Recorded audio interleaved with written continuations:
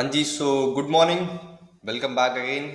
सो कल के सेशन में हम लोग ने देखा था कि इंटरमीडियरीज किस तरीके से काम करते हैं, क्या क्या टाइप्स के ऑर्डर हो सकते हैं, ये सारे टर्म्स के बारे में डिस्कस किया था। और मैंने आपको बताया था कि आज जो है हम लोग सीखेंगे कॉर्पोरेट एक्शंस के बारे में। ठीक है, तो किस किस तरीके के कॉर्पोरेट एक्शंस हो सकते हैं, क्या क्या हो सकते हैं, ठीक है, वो पढ़ते हैं।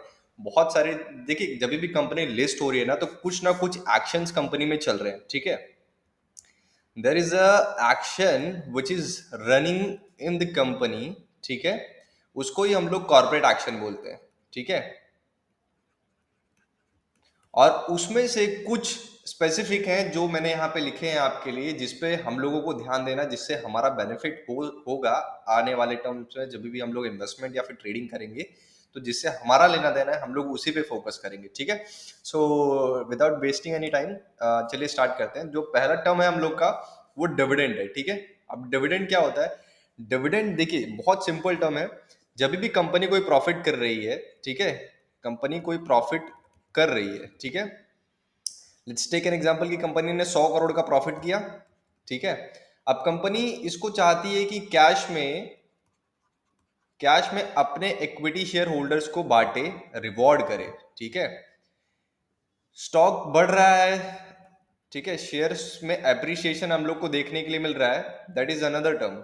ठीक है, बट जब कंपनी ने कुछ पैसा कमाया है, कुछ प्रॉफिट किया है, तो कंपनी के डायरेक्टर्स, ठीक है, बोर्ड मीटिंग होती है, और बोर्ड मीटिंग में वो लोग डिसाइड करते हैं कि क्या शेयर होल्डर्स को इन द फॉर्म ऑफ कैश भी कुछ देना चाहिए क्या। तो अगर वहां पे डिसाइड होता है कि डिविडेंड देना चाहिए, तो वो इस 100 करोड़ में से कुछ अमाउंट, ठीक है, कुछ अमाउंट यहाँ पे, जैसे लेट्स टेक एन एग्जांपल कि 30 करोड़, वो लोग बोलते हैं कि डिविडेंड एज अ डिविडेंड बांट देते हैं, यानी एज अ कैश बांट देते हैं। तो ये जो कैश में बांटा जा रहा है ना, इसको ही डिविडेंड बोला जाता है। कॉर्पोरेट टर्म में इसको ही डिविडेंड बोला जाता है, या तो फिर आप इसको कैश भी बोल सकते हो, जो कि आपके डायरेक्टली अकाउंट में आता है। ठीक है, तो डिविडेंड कुछ भी नहीं है, कंपनी जो प्रॉफिट कमा रही है वो कैश के फॉर्म में आपको रिवॉर्ड करती है। ठीक है, उसी को डिविडेंड बोला जाता है। जितने भी नंबर्स ऑफ इक्विटी शेयर्स जो है कंपनी के पास, उसको 30 करोड़ से डिवाइड किया जाएगा। और जैसे फॉर एग्जांपल, अगर आपके पास 100 रुपीज के 100 शेयर्स हैं, ठीक है, कंपनी के, तो 100 शेयर के हिसाब से आपको जो है वो पैसे मिलेंगे। ठीक है, ये कैलकुलेशन होता है डिविडेंड का। डिविडेंड यील्ड कितनी कंपनी दे रही है, कितना रुपए का डिविडेंड दे रही है। अगर समझ लीजिए 2 रुपए का कंपनी ने डिविडेंड दिया, आपके पास 100 शेयर्स पड़े हैं, ठीक है, तो आपके पास कितने आएंगे? 200 रुपए। ठीक है, आपको 200 रुपए मिलेंगे।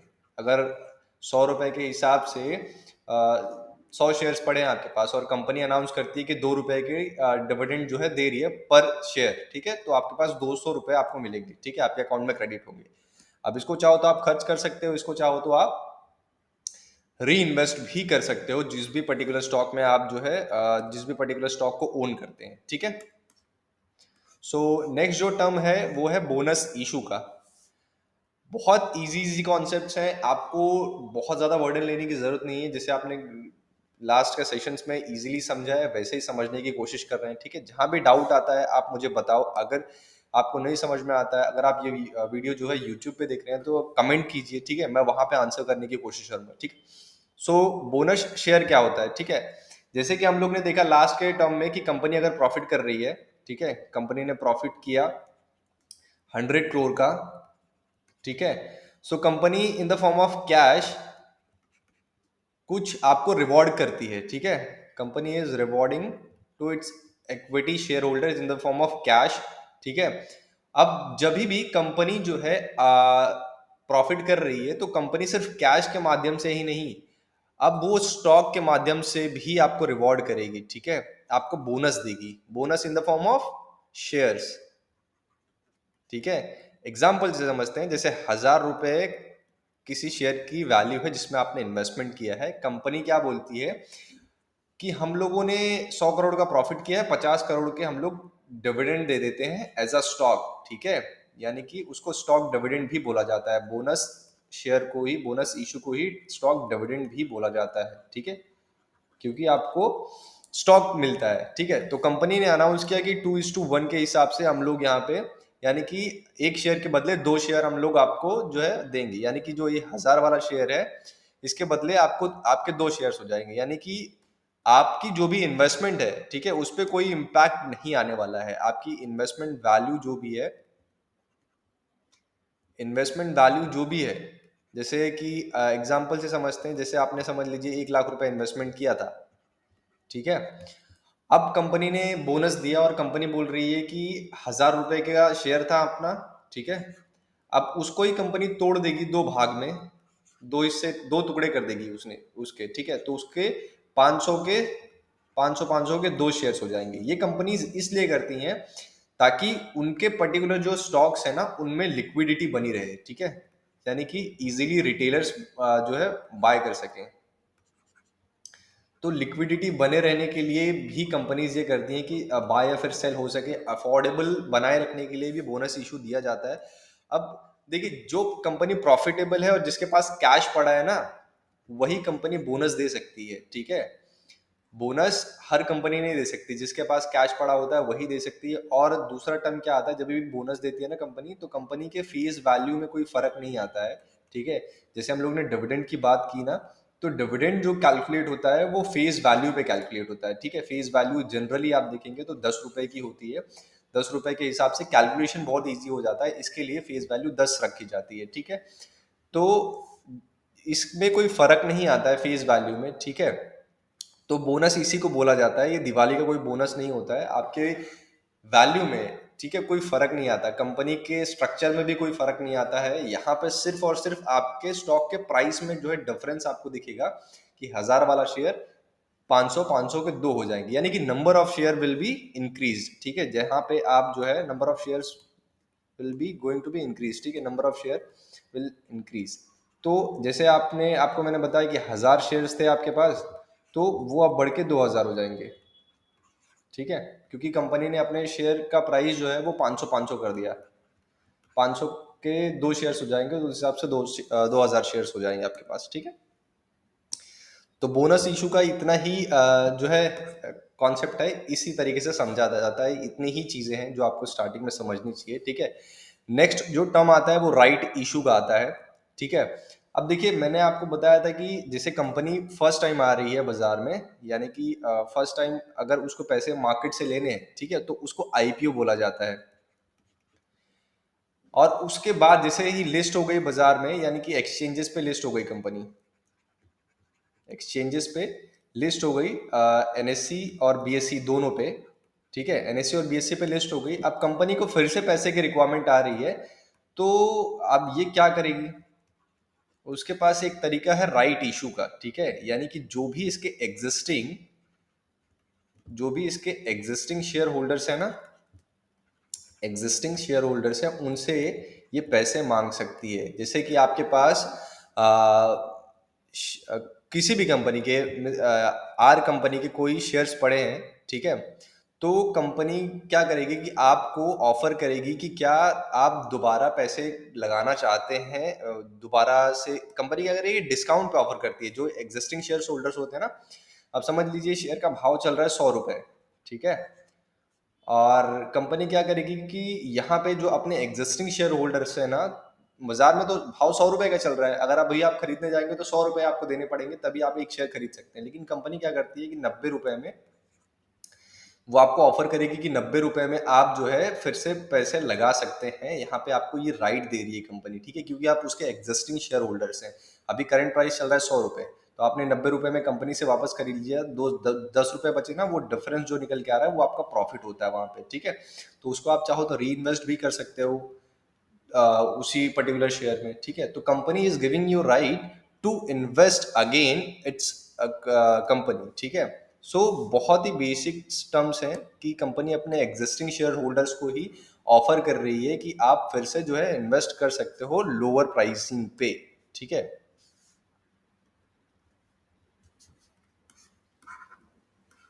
अब नेक्स्ट जो एक टर्म निकल के आता है वो निकल के आता है स्टॉक स्प्लिट का, ठीक है। स्टॉक स्प्लिट बहुत ही इंटरेस्टिंग और ये है बिल्कुल बोनस जैसा है, ठीक है। जैसे मैं आपको बताया कि बोनस जो होता है, कंपनी के पास प्रॉफिट है, कंपनी के पास कैश प्रिजर्व है, कैश पड़ा है कंपनी के पास, then only company can issue a bonus, ठीक है। स्टॉक स्प्लिट में कैसा होता है कि ये कोई भी कंपनी कर सकती है, ठीक है। कोई भी कंपनी इजीली कर सकती है, any company can do stock split. Sorry. So क्या होता है कि यहाँ पे जैसे किसी स्टॉक का प्राइस 1,000 रुपये चल रहा है, ठीक है, तो कंपनी क्या बोलती है कि यहाँ पे हमारे स्टॉक्स में ना लिक्विडिटी नहीं है, रिटेल पार्टिसिपेट नहीं कर पा रहा है, तो उनका इंटरेस्ट कम होते जा रहा है, ठीक है। सो कंपनी क्या बोलती है कि यहाँ पे हम लोग 1:10 का स्प्लिट कर देते हैं, सॉरी 10:1 का। यानी कि आपके पास अगर 10 शेयर पड़े हैं, आपके पास अगर 10 शेयर पड़े हैं, तो वो 100 शेयर हो जाएंगे, ठीक है। अगर आपके पास 10 शेयर पड़े हैं तो वो 100 शेयर हो जाएंगे, इस तरीके से। और अब यहाँ पे होता क्या है, लिक्विडिटी बढ़ाने के लिए कंपनीज कर तो देती हैं, अब यहाँ पे कंपनी का प्रॉफिटेबल होना ये जरूरी नहीं है। वहां पे कैसा है, सॉरी, वहां पे कैसा था बोनस में कि कंपनीज के पास पैसा होगा तभी कंपनी आपको जो है वो बोनस दे सकती है, लेकिन यहाँ पे पैसे की कोई रिक्वायरमेंट नहीं है। कंपनी चाहे तो 1:, जो है 5 का या फिर 1:10 का कैसे भी कर सकती है अपने स्टॉक्स को स्प्लिट, ठीक है, 1:100 भी कर सकती है। बट जनरली कंपनीज करती नहीं है। जब भी ये किया जाता है, स्टॉक स्प्लिट किया जाता है, यहाँ पे एग्जांपल देखो, एक रोड आ रहा था तो उसके 2 टुकड़े हो गए, ठीक है, समझ रहे हैं आप। इसी तरीके से मल्टीपल हो सकता है, ठीक है।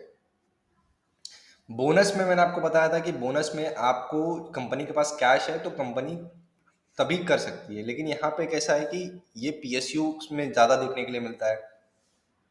जब भी कोई प्राइवेट कंपनी कर रही है तो आप ये समझ के चलो, कंपनी चाहती है कि उसके स्टॉक्स में लिक्विडिटी बनी रहे, ठीक है, इसीलिए कंपनी कर रही है स्टॉक स्प्लिट। यानी कि 2 टुकड़े वो शेयर्स के कर देती है अपने। अगर 100 वाला है तो 50 हो जाएगा, अगर 100 वाले को 1:10 में कर रही है तो 100 का भाव जब भी था अभी 10 रुपए का भाव हो जाएगा। आई होप क्लियर हो रही हैं चीजें। नेक्स्ट जो टर्म आ रहा है वो है बायबैक, ठीक है। सो बायबैक समझते हैं। अब बायबैक जो होता है, यानी कि कंपनी अपने शेयर्स खुद खरीदती है, ठीक है, कंपनी अपने शेयर्स खुद खरीदती है, जो मार्केट से, ठीक है। जैसे एग्जांपल के साथ समझते हैं, ये आईटी कंपनीज में ज्यादा देखने के लिए मिलता है। जैसे फॉर एग्जांपल कोई कंपनी है, अब ये 2 तरीकों से रिवॉर्ड करने के लिए शेयर होल्डर्स को किया जाता है बायबैक। समझ लीजिए कि किसी कंपनी ने 100 करोड़ का प्रॉफिट किया, हम लोग ने डिविडेंड और बोनस में जैसा देखा था बिल्कुल वैसे एग्जांपल के साथ जाएंगे। अब कंपनी क्या सोच रही है कि हमारे पास 100 करोड़ का कैश पड़ा है, ठीक है, प्रॉफिट पे नहीं जाते हैं, कैश पे जाते हैं, कि कंपनी के पास 100 करोड़ का कैश पड़ा है। अब कंपनी चाहती है कि इसको किस तरीके से रिवॉर्ड किया जाए जिससे शेयर होल्डर्स को भी हमारे कंपनी में कॉन्फिडेंस बना रहे। अब कंपनी ने क्या डिसाइड किया कि इसमें से 50 करोड़ का ना हम लोग बाई बैक कर लेते हैं, यानी कि अपने शेयर्स ही बाजार में खरीद लेते हैं, क्योंकि हमें जो है अपनी कंपनी का फ्यूचर ब्राइट लग रहा है और आगे चल के इसका भाव बढ़ने वाला है। तो कंपनीज क्या करती हैं जनरली कि यहाँ पे अपने शेयर्स का भाव, अपने शेयर्स ही खुद खरीदती हैं बाजार से। जैसे फॉर एग्जांपल अगर किसी कंपनी का भाव 100 रुपए चल रहा है ना, तो वो लोग बाय बैक करते हैं 110 रुपए पे, 120-25 रुपए पे, यानी कि प्रीमियम दाम पे जो है बाय बैक करते हैं। जनरली बाय बैक इतने पे प्रीमियम पे किया जाता है, डिस्काउंट पे भी कंपनीज करती हैं, बट जनरली प्रीमियम पे इसीलिए किया जाता है क्योंकि शेयर होल्डर्स का कॉन्फिडेंस जो है वो बना रहे आपके पर्टिकुलर स्टॉक में, ठीक है। अगर कॉन्फिडेंस नहीं रहेगा तो कोई भी आपके कंपनी में क्यों इन्वेस्ट करेगा। अगर 100 रुपए का कोई भाव चल रहा है स्टॉक का, अगर कंपनी बायबैक ला रही है, यानी कि कंपनी ही अपने स्टॉक को जो है वो डिस्काउंट में खरीदना चाहती है, एग्जांपल के लिए 80 रुपए में खरीदना चाहती है, तो आप उसके जो 100 रुपए का भाव है अभी एग्जिस्ट में, आप क्यों दोगे 100 रुपए। आप भी चाहोगे ना कि उसका भाव 80 रुपए हो। जब कंपनी 80 रुपए में खरीदना चाहती है तो मैं 100 रुपए क्यों दूं। तो बायबैक का मतलब यही है कि कंपनी अपने शेयर्स वापस खरीदती है, ठीक है, और ये इसीलिए खरीदती है क्योंकि शेयर होल्डर का कॉन्फिडेंस बना रहे, ठीक है। और जो एग्जिस्टिंग शेयर होल्डर होते हैं ना, उनको एक एडवांटेज ये होता है कि बायबैक में आप अप्लाई कर सकते हो। जैसे कि 100 रुपए का कोई स्टॉक है, कंपनी अगर 140 रुपए पे बायबैक कर रही है, तो आप इसमें जो है अप्लाई कर सकते हो। कंपनी आपके एप्लीकेशंस का कुछ हिस्सा जो है एक्सेप्ट करती है, यानी कि 140 रुपए पे आप कंपनी को अपने शेयर बेच रहे हो। समझ रहे हो? अभी करंट भाव चल रहा है 100 रुपए, तो 40% का आपको प्रॉफिट होता है। समझ रहे हैं आप? इस तरीके से आई होप चीजें क्लियर हो रही हैं सबको। नेक्स्ट जो टर्म है वो एफपीओ का है। जैसे हम लोग ने अभी राइट इशू की बात की, सेम वैसा ही है। अब देखो, जब भी कंपनी लिस्ट है मार्केट में, company is listed in the market and exchanges, NSC और बीएससी पे लिस्टेड है, तो कंपनी क्या करती है, अगर उसको पैसे की रिक्वायरमेंट आती है तो वो जो है फॉलो ऑन पब्लिक ऑफर लेके आएगी। मैंने आपको जो है पहले बताया है कि आईपीओ कंपनी जब फर्स्ट टाइम बाजार में आती है तो आईपीओ लेके आती है, लेकिन जब भी उसके बाद कंपनी को पैसे की रिक्वायरमेंट होती है तो वो क्या करती है, फॉलो ऑन पब्लिक ऑफर लेके आती है। ठीक है, follow on public offer. Generally क्या होता है, फिर से कंपनी कुछ अपने नए शेयर्स इशू करती है, अपने कुछ एग्जिस्टिंग शेयर होल्डर्स को भी, और न्यू पार्टिसिपेंट्स भी उसमें आ सकते हैं इजीली। राइट इशू में कैसा था कि अपने एग्जिस्टिंग शेयर होल्डर्स को ही कंपनी जो है वो राइट दे रही थी कि आप उसमें पैसे लगाओ, बट यहाँ पे कैसा है कि फिर से जो है कंपनी बोल रही है कि कुछ नए शेयर्स हम लोग अपने इशू कर रहे हैं और इन्वेस्टर्स पैसा लगा सकते हैं इजीली। ठीक है, तो ये एक तरीका भी है, कंपनी जो है पैसे मांगती है बाजार से दोबारा से जब लिस्टिंग के बाद में। ठीक है,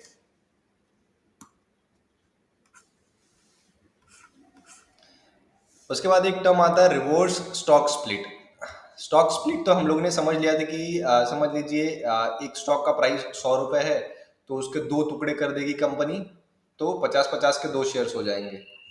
ठीक है, अब रिवर्स स्टॉक स्प्लिट का क्या मतलब है कि यही 50-50 के दो जो शेयर्स थे उसको फिर से कंपनी 100 रुपए का बना देगी। उसी को रिवर्स स्टॉक स्प्लिट बोलते हैं। बहुत ज्यादा दिमाग लगाने की जरूरत नहीं है, कंफ्यूज नहीं होना है। रिवर्स स्टॉक स्प्लिट तभी कंपनी करती है, जैसे कि एक टाइम था कि कंपनी को लिक्विडिटी बढ़ानी थी अपने स्टॉक्स में, तो कंपनी ने लिक्विडिटी बढ़ा दी।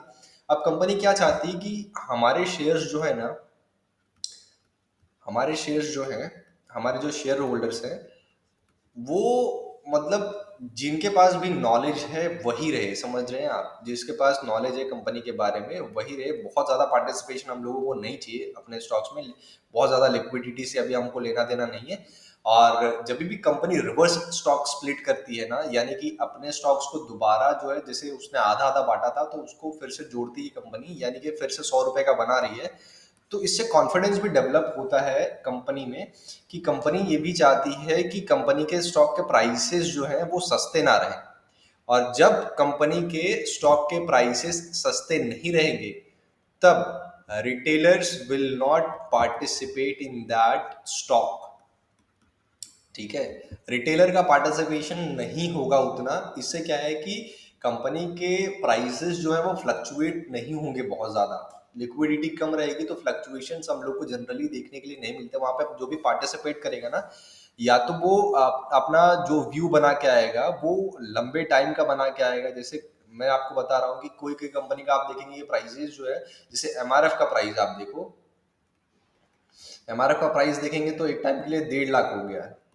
अब कंपनी जनरली यहाँ पे ना तो बोनस दे रही है, ना स्टॉक स्प्लिट कर रही है। कंपनी क्या कर रही है, स्कैर्सिटी जनरेट कर रही है कि यार मेरे स्टॉक का प्राइस जो है वो मैं इतना नहीं करूंगा। आम आदमी खरीदना नहीं चाहिए। आम आदमी जब भी खरीदता है ना, तो वहां पे क्या है कि बहुत सारे व्यूज बनने लगते हैं, बहुत सारे जो है पार्टिसिपेशन जब भी होता है तो वहां पे कॉन्फ्लिक्ट ऑफ इंटरेस्ट जो है जनरेट होता है, जिसकी वजह से वहां पे फ्लोज जो है वो स्टॉक्स में अप एंड डाउन काफी ज्यादा होते हैं। क्योंकि एक टाइम पे आएंगे डिमांड बहुत ज्यादा जनरेट होगी, एक टाइम पे बहुत तेजी से जो है डिक्रीज होगा, तो स्टॉक के प्राइसेस में मूवमेंट काफी तेजी से होते हैं। इसके लिए कंपनी जो है वो रिवर्स स्टॉक स्प्लिट करती है कि स्टॉक की वैल्यूज बढ़ा देती हैं। ठीक है, जिससे क्या है कि रिटेल का पार्टिसिपेशन कम हो जाता है, और जहां पे रिटेल का पार्टिसिपेशन कम हो जाता है वहीं पे पैसा आसानी से और आराम से बनता है। ठीक है,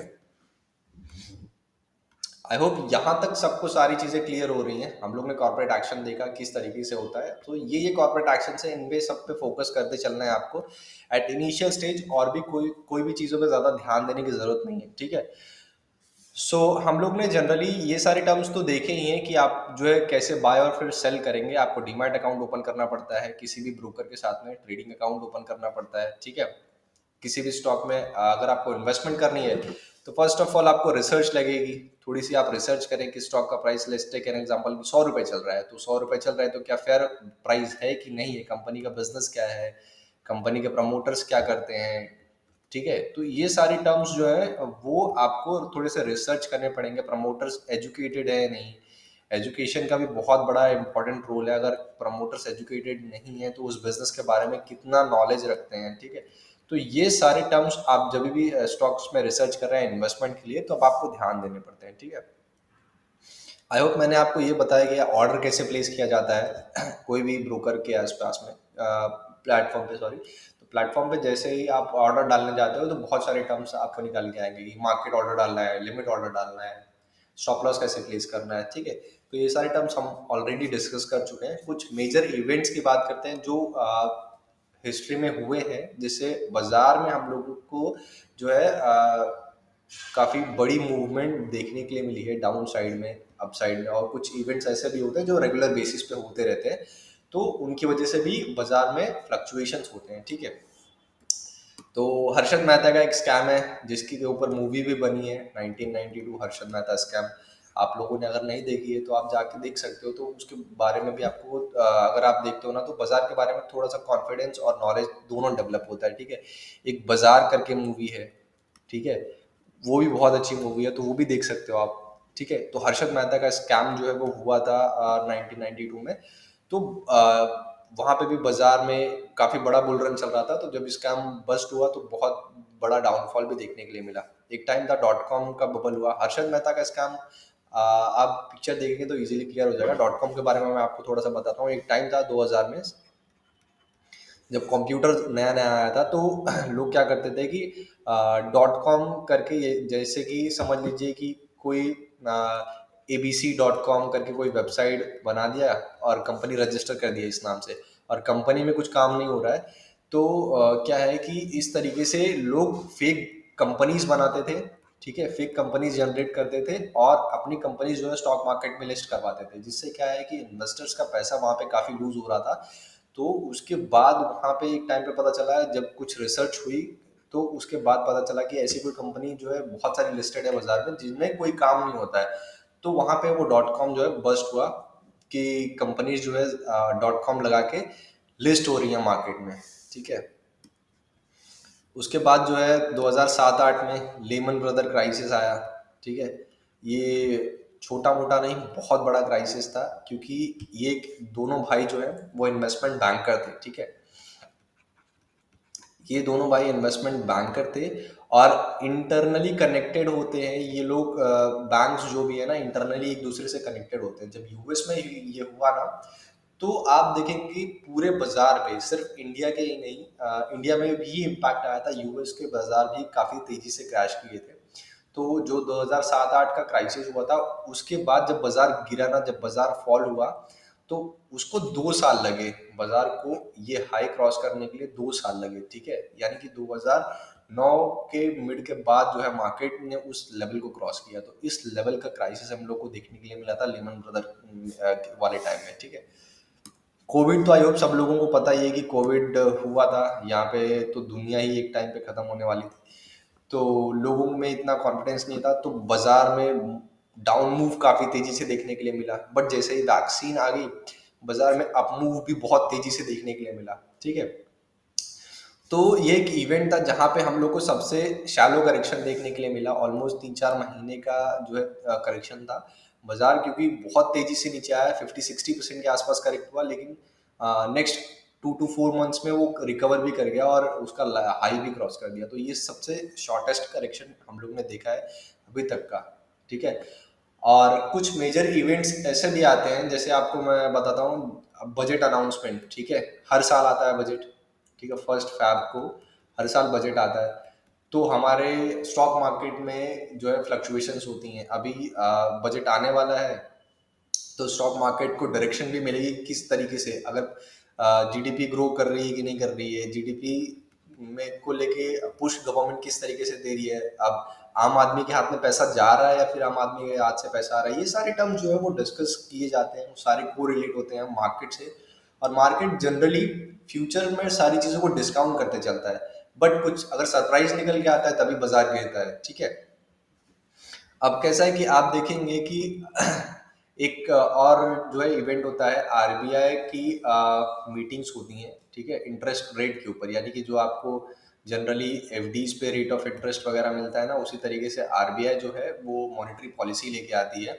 अगर जो है यहाँ पे मॉनेटरी पॉलिसीज के इंटरेस्ट रेट में भी कोई वहाँ पे चेंजेस देखने के लिए मिलते हैं, तो उसमें भी देखेंगे हम लोग कि बाजार में मूवमेंट आती है।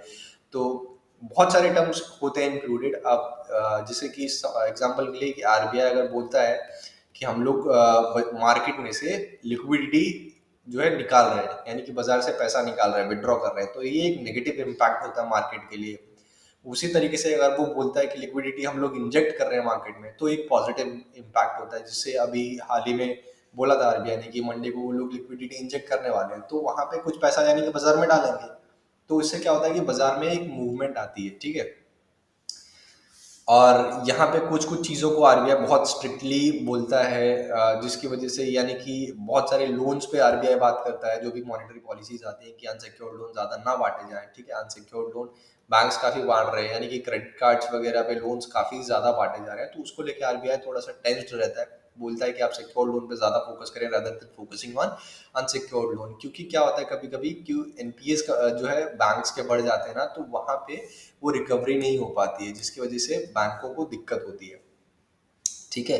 तो ये सारे जो है आरबीआई के डिस्कशंस में आप जब भी मतलब बाजार में आएंगे ना, तो ये ऑटोमेटिकली चीज़ें आपको मालूम पड़ने लगेंगी, और आप जो है पॉलिसीज देखेंगे, समझेंगे, तो एक एक टर्म आपको क्लियर होते जाएगा। क्योंकि आरबीआई का अगर मैं मॉनेटरी पॉलिसी के ऊपर करने जाऊँ तो एक सेशन बनता है उसका, ठीक है। तो हम लोग खाली इवेंट्स के बारे में डिस्कस कर रहे हैं कि क्या क्या इवेंट्स हो सकते हैं और किन किन इवेंट्स पे बाजार रिएक्ट करता है, ठीक है। नेक्स्ट जो होता है वो जियो पॉलिटिकल टेंशंस, जियो पॉलिटिकल इवेंट्स, यानी कि कहीं पे कोई वॉर हो गया, जैसे रशिया यूक्रेन का वॉर हुआ, तब बाजार गिरा था ऑलमोस्ट 10-15% के आसपास, वहाँ पे बाजार में भी करेक्शन देखने के लिए हम लोगों को मिले थे, ठीक है। अब कॉर्पोरेट अर्निंग्स को लेके भी होता है, यानी कि किसी कंपनी के रिजल्ट्स आ रहे हैं, कि कोई कंपनी रिजल्ट, यानी कि हर क्वार्टरली बेस पे कंपनी रिजल्ट डिक्लेयर करती है, यानी कि साल में 4 बार कंपनी रिजल्ट डिक्लेयर करती है, तो वहां पे भी स्टॉक के प्राइसेस में मूवमेंट देखने के लिए मिलती है, ठीक है। अप एंड डाउन कुछ भी हो सकती है। कंपनी अगर प्रॉफिट कर रही है अच्छा, तो ऑब्वियस सी बात है कंपनी के स्टॉक के प्राइसेस में जंप देखने के लिए मिलता है। अगर लॉस कर रही है तो ऑब्वियस सी बात है कि डाउनवर्ड मूव देखने के लिए मिलता है, ठीक है। अब बहुत सारे और इवेंट्स भी होते हैं, अब वॉलेटिलिटी भी जनरेट होती है जस्ट बिकॉज ऑफ की दीज इवेंट्स, ठीक है। इसकी वजह से वॉलेटिलिटी जनरेट होगी। और कुछ सेक्टर्स होते हैं जो सेक्टोरली चलते हैं, यानी कि एक ट्रेंड में नहीं चलते। कभी कभी क्या होगा कि नीचे जाएंगे, काफी दिनों तक नीचे ही रुके रहेंगे, फिर उसके बाद ऊपर जाएंगे, फिर नीचे आ जाएंगे, चलेंगे ऐसे। उसको सेक्टोरली जो है इन्वेस्टमेंट बोला जाता है, वो एक अलग टर्म है, ठीक है। मार्केट जो है वो सेंटीमेंट पे ही चलता है, बायर और सेलर के, ठीक है। अगर बायर का सेंटीमेंट अच्छा है तो वहां पे आप देखेंगे कि बाजार में मूवमेंट भी अच्छी आती है। सेलर का सेंटीमेंट अगर अच्छा है तो आप देखेंगे डाउनवर्ड मूव देखने के लिए मिलता है। तो जनरली ऐसे जो है प्रेफरेंसेस आपको देखने के लिए मिलते हैं। बाजार सेंटीमेंट का ही गेम है, सेंटीमेंट पे ही चलता है, ठीक है। और एक टर्म जो आता है वो इलेक्शन आता है। जब भी इलेक्शंस होते हैं तो हमको देखते हैं कि बाजार में काफी जो है मूवमेंट देखने के लिए मिलती है। अभी 4 जून को ही आई थिंक सो आप देखेंगे कि इंडेक्स जो है वो 10% के आसपास करेक्ट हुआ था, ठीक है। क्योंकि एज पर दी एक्सपेक्टेशंस जो बाजार एंटिसिपेट कर रहा था उस हिसाब से रिजल्ट नहीं आए, ठीक है। इसकी वजह से हम लोगों को 10% के आसपास का करेक्शन देखने के लिए मिला। बट इमीडिएट वो रिकवर भी हो गया क्योंकि गवर्नमेंट बन गई थी बीजेपी की, ठीक है। लेकिन बीजेपी वॉज टारगेटिंग कि भाई 400 सीट्स आएंगी, 400 सीट्स आएंगी। इसकी वजह से बाजार एंटिसिपेट कर रहा था चलो 400 ही नहीं, चलो 360 तो आए। बट 360 भी नहीं, 294 पे ही काम खत्म हो गया। लेकिन बीजेपी की गवर्नमेंट बनी, जिसकी वजह से हम लोग को रिकवरी भी बाजार में देखने के लिए मिली, ठीक है। तो ये सारे की इवेंट्स हैं जो बाजार में हम लोग को देखने के लिए मिलते हैं, ठीक है। तो इन डिटेल में यहाँ पे मैंने दिया है आपके लिए। हर्षद मेहता स्कैम क्यों हुआ था, कब हुआ था, ठीक है। उसके बाद सेबी किस तरीके से फॉर्म में आया, .com बबल जो हुआ था, तो ये सारे एक्सप्लेनेशंस थोड़े से दिए हुए हैं। तो ये सारे की इवेंट्स हैं जो हुए थे और मार्केट में हो सकते हैं आने वाले टाइम में, ठीक है। सो आई होप आज का जो सेशन है वो समझ में आया है आपको, ठीक है। और कुछ यहाँ पे ट्रेडिंग से रिलेटेड एक्सपेंसेस होते हैं, कुछ खर्चे होते हैं, यानी कि जब भी आप अकाउंट्स ओपन करते हैं, कुछ स्टॉक्स बाय या फिर सेल कर रहे हो तो ब्रोकरेज लगता है, ठीक है। एसटीटी लगता है जो सरकार लेती है, जीएसटी लगता है, ब्रोकरेज पे जीएसटी लगेगा, आपके स्टैम्प